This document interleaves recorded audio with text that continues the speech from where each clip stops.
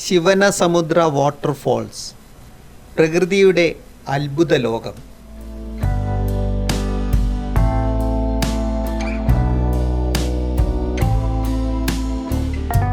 Hi friends, ഞാനിന്ന് കൊള്ളേഗാൽ അടുത്തുള്ള ശിവസമുദ്ര ആണുള്ളത്. ഇവിടുത്തെ വാട്ടർഫോൾ ഭയങ്കര ഭംഗിയാണ്. മഴക്കാലമാണല്ലോ നമ്മുടെ കേരളത്തിൽ. ഈ സമയത്താണ് ഇവിടെ ഏറ്റവും അധികം വെള്ളം ഉള്ളത്. ഇതിൻ്റെ വൈബൊന്ന് ഒരു വേറെ ലെവൽ തന്നെയാണ്. കർണാടകയിലെ മാണ്ഡ്യ, ചാമരാജനഗർ ജില്ലകളുടെ അതിർത്തിയിൽ കാവേരി നദിയിൽ സ്ഥിതി ചെയ്യുന്ന അതിമനോഹരമായ ഒരു വാട്ടർഫോളാണ് ശിവനസമുദ്ര. ശിവന്റെ സമുദ്രം എന്നാണ് ഈ പേരിനർത്ഥം. ശിവനസമുദ്ര വാട്ടർഫോൾസ് യഥാർത്ഥത്തിൽ രണ്ട് പ്രധാന ഭാഗങ്ങളായി പിരിഞ്ഞൊഴുകുന്നു. ഗഗനചുക്കി വാട്ടർഫോൾസ്. മനോഹരമായ കാഴ്ചകളുള്ള ഈ വാട്ടർഫോൾസ് മലവള്ളി താലൂക്കിലാണ്. ഏകദേശം 90 മീറ്ററോളം ഉയരത്തിൽ നിന്നാണ് ഇത് താഴേക്ക് പതിക്കുന്നത്.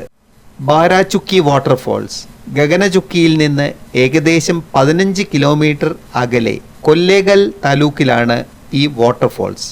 ഗഗനചുക്കിയേക്കാൾ വിസ്തൃതിയിൽ ഒഴുകുന്ന ഒന്നാണിത്. ഇവിടെ വാട്ടർഫോൾസിൻ്റെ അടുത്തേക്ക് ഇറങ്ങിച്ചെല്ലാൻ 200 പടികളുണ്ട്. എങ്കിലും വെള്ളത്തിൽ ഇറങ്ങുന്നത് അപകടകരമാണ്. നിങ്ങളിപ്പോൾ ഈ വീഡിയോയിലൂടെ കാണുന്നത് ബാരാചുക്കി വാട്ടർഫോൾസ് ആണ്. ജൂലൈ മുതൽ ഒക്ടോബർ വരെ മഴക്കാലത്താണ് ശിവനസമുദ്ര വാട്ടർഫോൾസ് അതിൻ്റെ പൂർണ്ണ ഗാംഭീര്യത്തിൽ എത്തുന്നത്.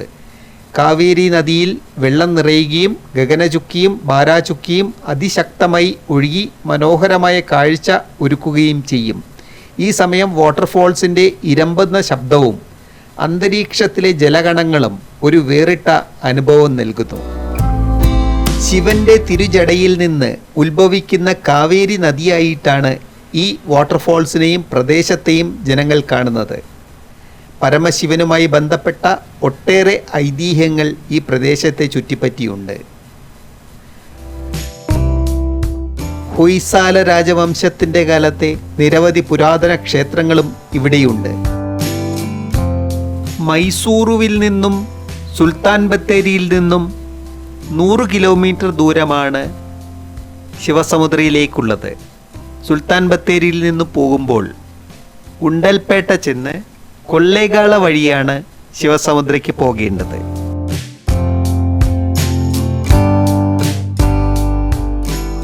ഞാനിന്ന് എൻ്റെ കസിൻ ബ്രദർ അനിൽ തങ്കപ്പനോടൊപ്പമാണ് ഇവിടെ വന്നത്. വളരെ നല്ല ഫോട്ടോഗ്രാഫറും വീഡിയോ എഡിറ്ററും ആയ അനിൽ എടുത്ത വിഷ്വൽസാണ് നിങ്ങൾ ഈ വീഡിയോയിൽ കാണുന്നത്.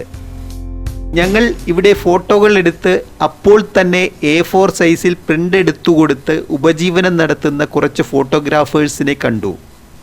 ഞാനും അനിൽ തങ്കപ്പനും ഇവിടെയുള്ള രവി എന്ന ഫോട്ടോഗ്രാഫറെ പരിചയപ്പെട്ട് അദ്ദേഹത്തെ കൊണ്ട് ഒരു ഫോട്ടോ എടുപ്പിച്ച് പ്രിൻ്റ് ചെയ്ത് വാങ്ങുകയുണ്ടായി.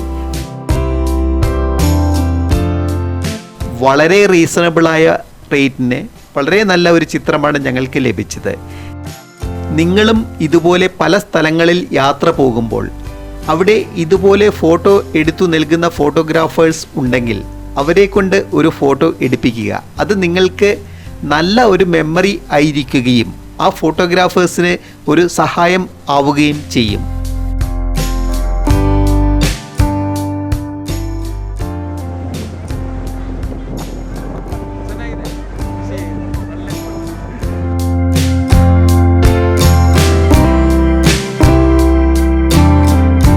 ശിവനസമുദ്രയിൽ കുട്ടത്തോണിയിൽ കറങ്ങാൻ ഉള്ള സൗകര്യവും ഉണ്ട്.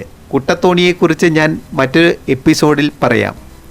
ഓക്കെ, ഇനി മറ്റൊരു വീഡിയോയുമായി കാണുന്നത് വരേക്കും ബൈ.